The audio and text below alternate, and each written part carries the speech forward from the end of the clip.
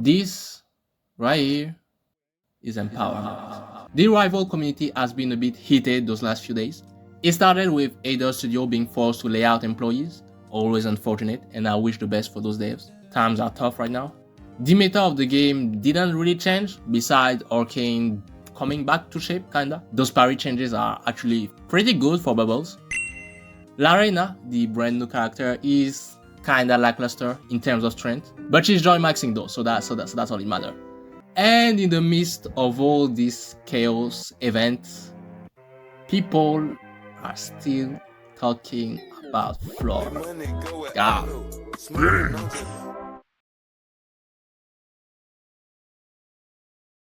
This clip right here of Coney voicing his grievance to Rivals 2. Yeah, this right here got the community in shambles.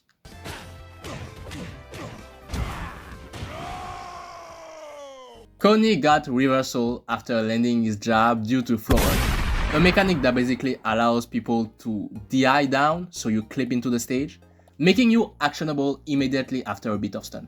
This can be performed while getting it, and is not to be confused with actual crouch cancelling that has to be performed by holding the stick down before getting it. There is a neat visual indicator right there. The main difference is that you are actionable quicker compared to Floorhug. Oh, and the pushback is weaker. This is melee legacy, although Floorhug isn't in melee, I believe. And on the paper, it's interesting. A lot of moves in this game are insane, frame data wise, range wise, hitbox wise. So the concept of an universal reversal mechanic, which forces people to be cautious of their approach and spacing, is really interesting. But as a reversal option, this is inherently something frustrating.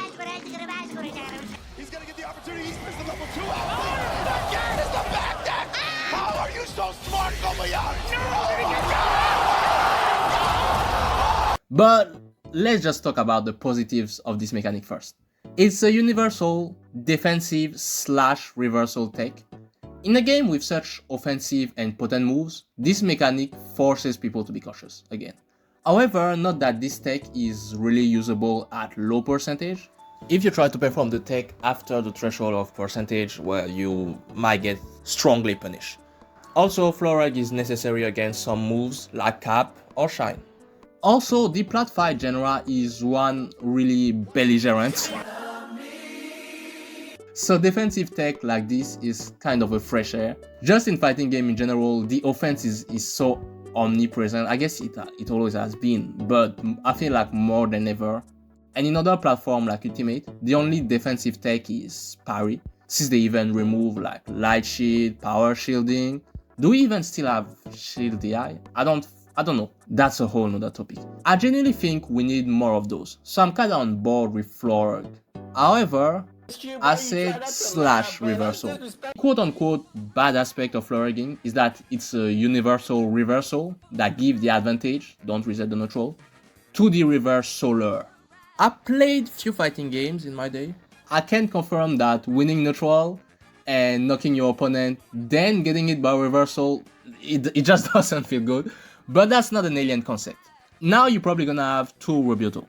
Oh, that's real nice. Firstly, you're gonna say that in a fighting game, not everybody got an invincible reversal option. Like a grappler with a DP is kinda insane. And when a game does have a universal reversal, so hard to say, it usually resets neutral. And to that, I will say that, well, Floorhug is not invincible, you just gotta hit the right move.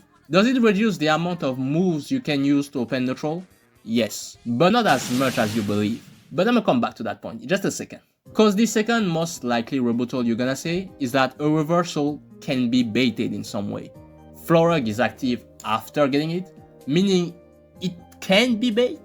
No. I think that there is a real problem with people kinda being unwilling to engage with this mechanic. You might say, I'm a sweat, I'm not. I'm a platinum, I mostly play friendly, like I'm not a sweat at all. But even I understood some ways to play around. Like at low percentage, if he holds down, I'ma just hold down 2 and we scrap. That's a way to play around it, using it yourself. I also see a lot of people saying that it renders some approach impossible. Like I play force, and at low percent, you might think that I can't just be spamming fair, like as an example. Like here, right here, the lock is just about to blow my shit right off. Well, knowing that I'm against this character, well, I usually just go for a cross-up. I effectively baited his reversal.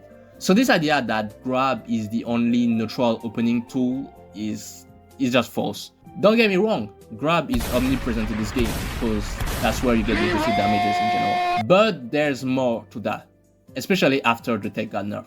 Because yeah, now the pushback is bigger than it was before.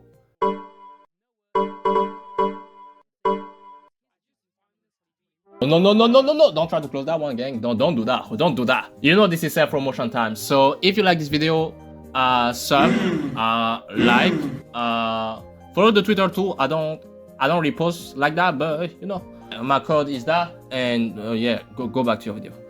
Now, indeed, you can do anything. Like a jab one check in this game, yeah, is just risky. But you know, that's the game. And also you have too many options for it to be a problem. It could have dared just jab too. To give an equivalent for UD player, it's like jabbing Bowser. You can do that in that matchup, that's a rule. And it's not that inconvenient. Here it's kinda the same, except that you got more leeway than a super armor, but it's here all the time on every matchup.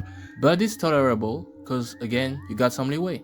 One actual downside of Floorhug for me and Crash Cancel is that it lets some characters get away with a grab game that they low-key shouldn't have. But without that, they will fall short against those mechanics.